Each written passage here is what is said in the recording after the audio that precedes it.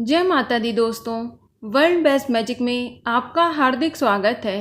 कैसे हैं आप सब, ये बताने के लिए कमेंट बॉक्स में जय माता दी जरूर लिखें। दोस्तों, भाद्रपद माह के शुक्ल पक्ष की तृतीया तिथि को हरतालिका तीज का पर्व मनाया जाता है।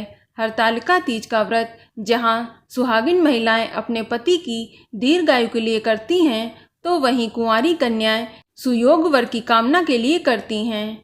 इस दिन भगवान शिव और माता पार्वती जी की पूजा की जाती है। इस व्रत को तीज, हरतालिका तीज और अखंड सौभाग्यवती व्रत इत्यादि के नाम से जाना जाता है।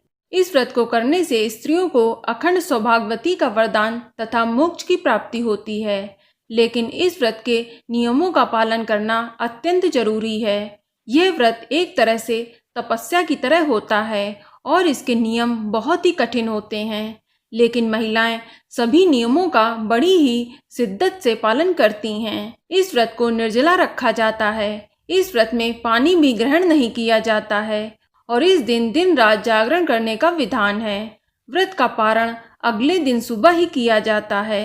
हरतालिका तीज का व्रत करने पर इसे छोड़ा नहीं जा सकता है। हर साल इसे पूरे विधि विधान के साथ करना पड़ता है। आपको बता दें कि हरतालिका तीज वाले दिन माता पार्वती और भगवान शिव शंकर की पूजा का विधान है और हरतालिका तीज की पूजा प्रदोष काल में की जाती है। सूर्यास्त के बाद के 3 मुहूर्त को प्रदोष काल कहा जाता है। यह दिन और रात के मिलन का समय होता है। हरतालिका तीज वाले दिन भगवान शिव, माता पार्वती और गणेश जी की मूर्ति बालू या रेत व काली मिट्टी से अपने हाथों से बनाई जाती है और पूजा स्थल को अच्छे से फूलों से सजाया जाता है।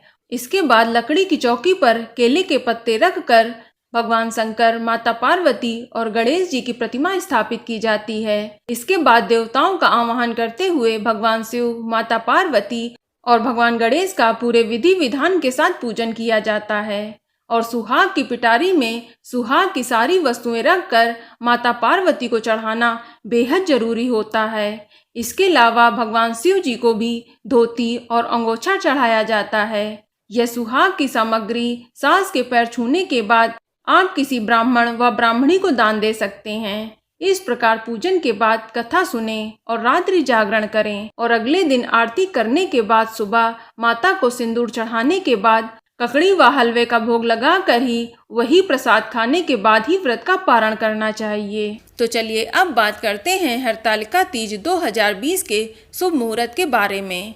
आपको बता दें, साल 2020 में हरतालिका तीज का पर्व 21 अगस्त 2020 दिन शुक्रवार को मनाया जाएगा और तृतीया तिथि की शुरुआत 21 अगस्त 2020 की तड़के 2:13 पर हो जाएगी और तृतीया तिथि की समाप्ति 21 अगस्त 2020 की रात को 11:03 पर होगी और प्रातःकाल पूजा का शुभ मुहूर्त सुबह 5:53 से लेकर सुबह 8:29 तक रहेगा। इस शुभ मुहूर्त की कुल अवधि लगभग 2 घंटे 34 मिनट की रहेगी और प्रदोष काल पूजा का शुभ मुहूर्त शाम 6:54 से लेकर रात 9:06 तक रहेगा।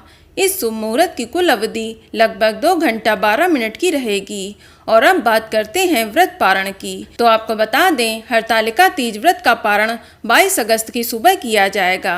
व्रत का पारण आपको सूर्योदय होने के बाद ही करना चाहिए, क्योंकि यह व्रत सूर्योदय से लेकर अगले दिन सूर्योदय तक चलता है और 22 अगस्त को सूर्योदय का समय सुबह 5:54 पर रहेगा।